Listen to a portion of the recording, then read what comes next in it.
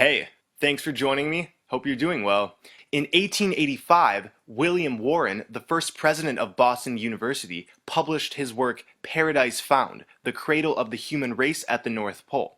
In the book, he recites scientific explanations and ancient cosmology that all point to the same conclusion. Paradise is located at the North Pole. Warren points to the Garden of Eden at the North Pole, as well as Atlantis, Mount Meru, Avalon, and Hyperborea. Hyperborea, the ancient Greek paradise, broken down means beyond the aurora borealis.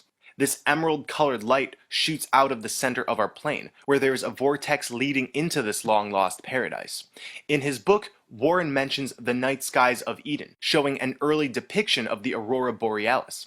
And over the years, many have suggested that Hyperborea was the original Garden of Eden.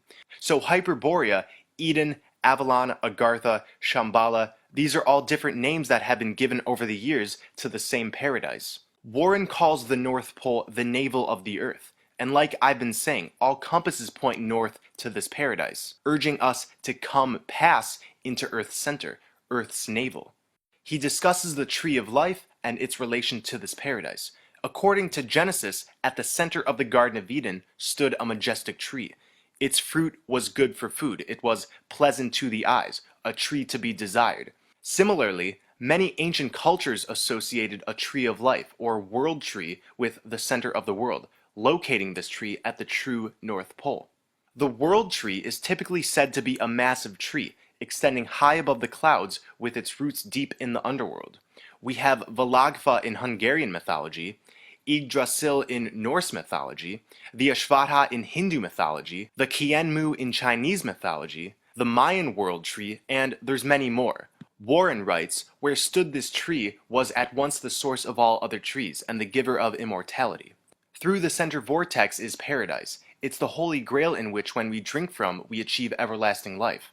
Like Warren says, immortality. The world tree was real. Its roots extended up from the underbelly of our flat Earth, and this organism spread out across our plane.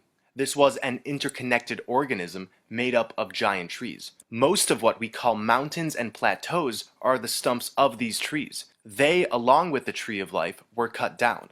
And this truth is revealed to us in James Cameron's Avatar. The main tree of souls is said to be the closest connection to Awa. Awa in Avatar is the guiding force and deity of Pandora. The natives believe that Awa acts to keep the ecosystem of Pandora in perfect equilibrium, but the tree of souls which connects to this deity is cut down, just like our tree of life was. Awa refers to our connection with Mother Earth, Gaia, the divine feminine goddess.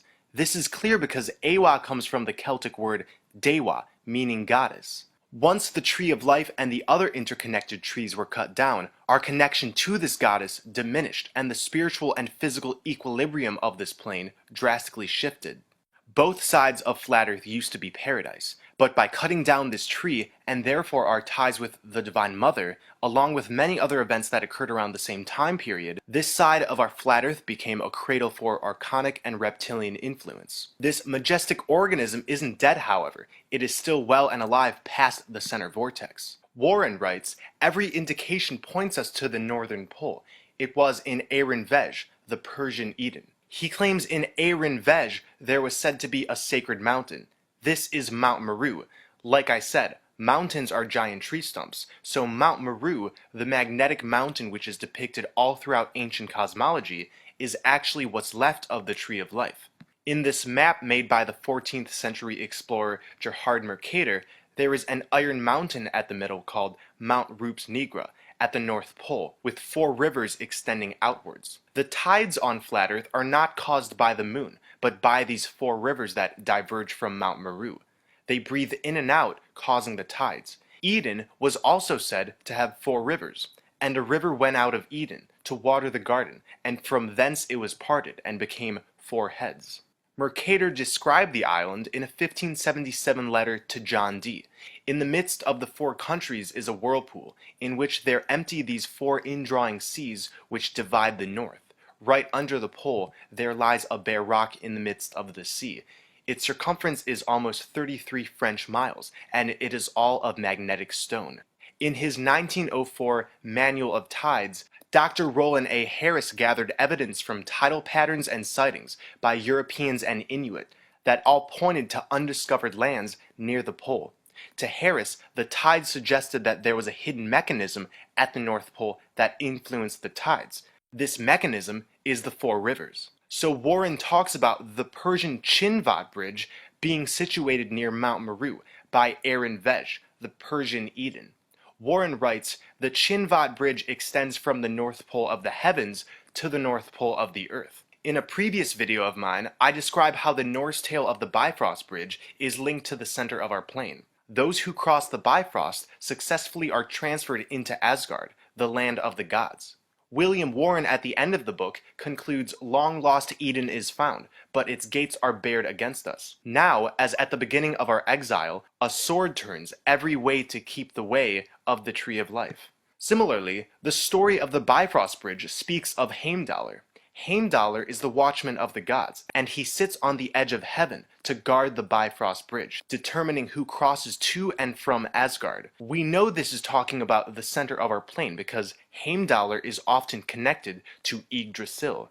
In the same vein, one of the etymologies of the Chinvat makes it the bridge of the judge. This tells us there is a spiritual filter in place at the center vortex, meaning only those who vibrate at frequencies of love and truth can pass through. Like the movie, we were once connected to Eden. Outside forces tampered with our connection to paradise, and now we must find our way back. Because Eden is calling. We are being guided home. So once again, thanks for watching. Stay well and centered, everyone. I love you all.